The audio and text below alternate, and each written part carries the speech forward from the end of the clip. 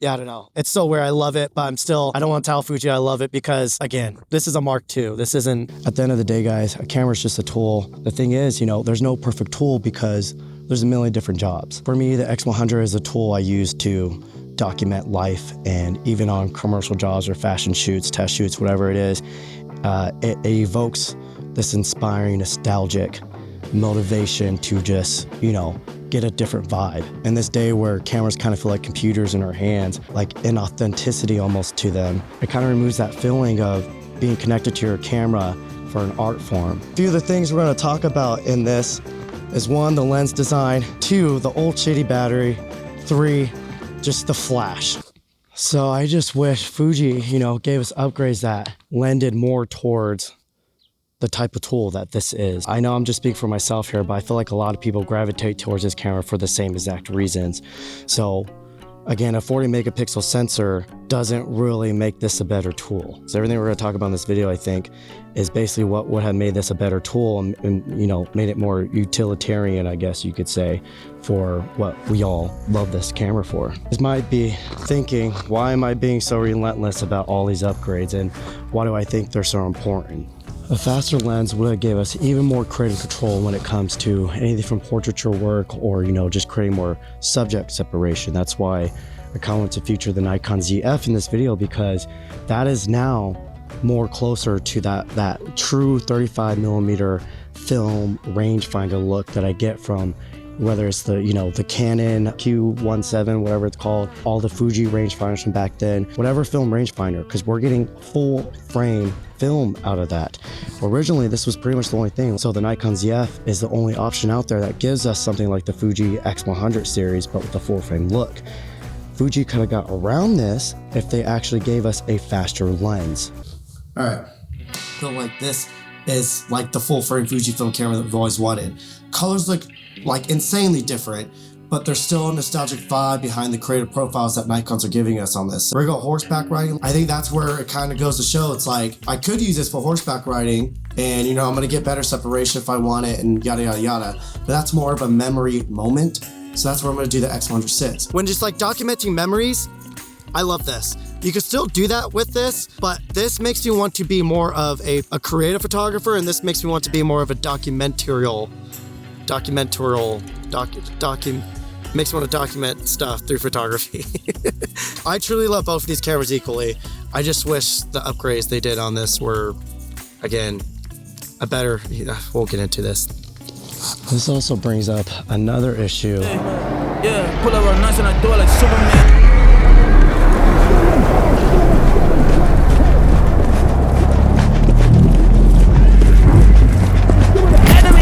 Guys, sorry for the interruption. Audio just released Elements. Elements are basically stems. Why are stems important? So that clip that I show you guys, it starts with the song. And I do it like Superman. By going to the stems and just clicking the lyrics, I was able to just plug in the lyrics from there and really just make it way more subtle while still keeping the theme in there. Hey, yeah, pull up real nice and I do it like Superman. I'm back and I'm feeling this shit in my bones, feeling this shit in my blood. Hey, I'm just gonna right now, I'm just running the love. That's how we do it, that's how it goes. You were the enemy, you are ghosts, taking them down. I'm like damn. At the end there, when the Cybertruck takes off, all of a sudden the full song comes in. Now let's add in all the sound design. You were the enemy, you are ghosts, taking them down. I'm like damn, putting the work. This also brings up another issue. There's a few comments of people saying, oh, like how'd you get that motion blur? And I was like, there is no motion blur. What are you talking about? This camera, I don't buy this camera for the quality, which again, well, I don't care for there being 40 megapixels in here. It would be cool if they did the other upgrades first and then also with the 40 megapixels. Like that would be exciting. Anyways, I'll stop.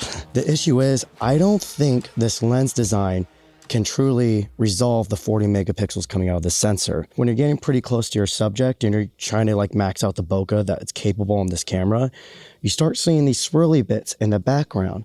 Now I brought this up to some of my other creator friends over here and they said, oh, are you using Lightroom? No, I'm not. I'm relentless about talking about Capture One and why Capture One's so important for the X-Trans sensors. So I'm using Capture One, so I'm not getting any of the worm effect because of Capture One. So there's an issue when a lens can't keep up with how much megapixels a sensor has. You start seeing all the defects in the glass and in the lens design.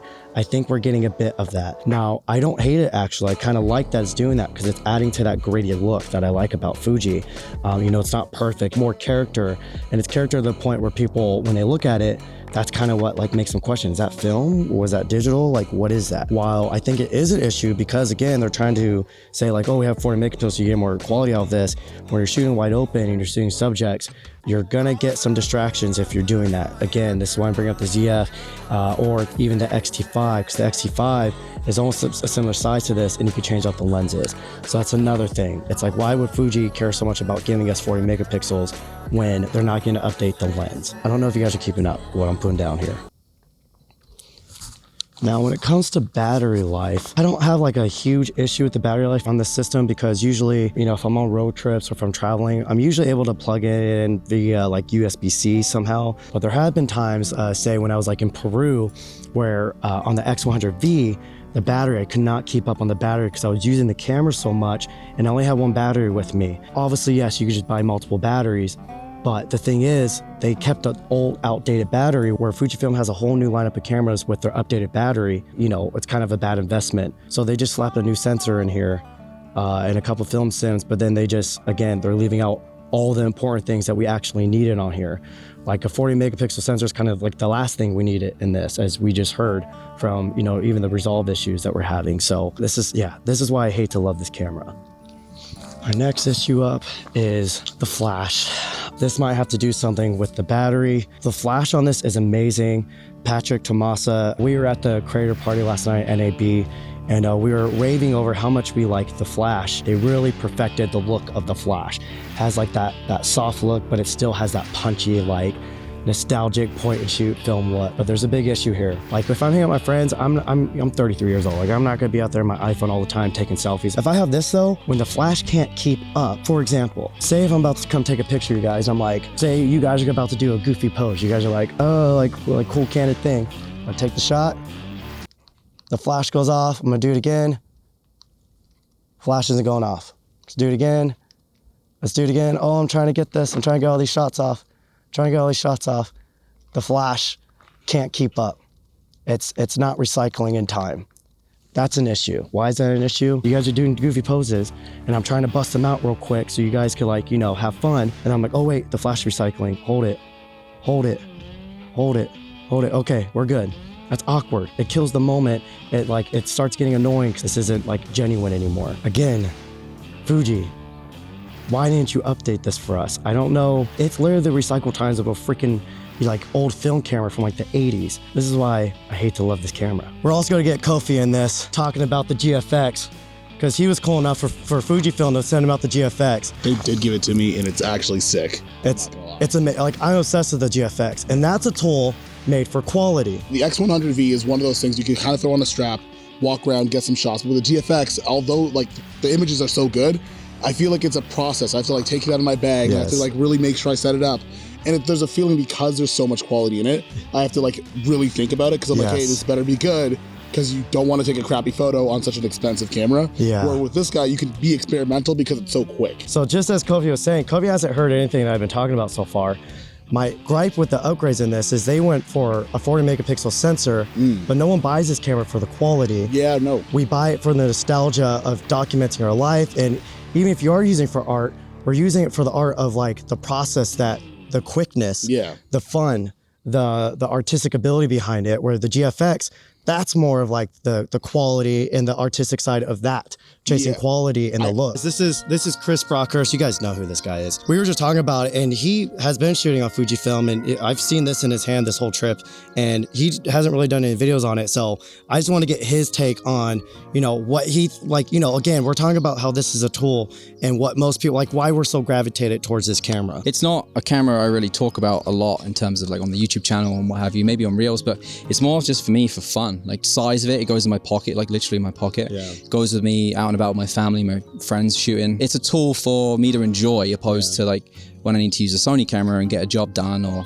I need it to have the maximum dynamic range or whatever. Like this is just, it's a fun camera. It's a very expensive fun camera, but I use it as a glorified point and shoot. But I like the film simulations. I like that the JPEGs are ready to go, ready to share straight out the camera. Do you care that it has 40 megapixels now? I don't. I don't care, like I don't need the 40 megapixels. I would have easily taken the X100V sensor, again with some maybe other changes instead, like we were already talking about, maybe a f1.8 lens or whatever. But yeah, I don't need 40 megapixels. I understand the purpose of it when you want to zoom in with the lens and get the crops, but I don't need it. This should have been called the Fujifilm X100V Mark II. That's now in stock. That's basically what this is. Yeah, that's true. Again, this camera is very strange to try to put against the ZF because they're totally different. You know, it's apples and oranges. While I'm not totally happy with the upgrades that Fujifilm gave us on the X100VI, I still love this camera.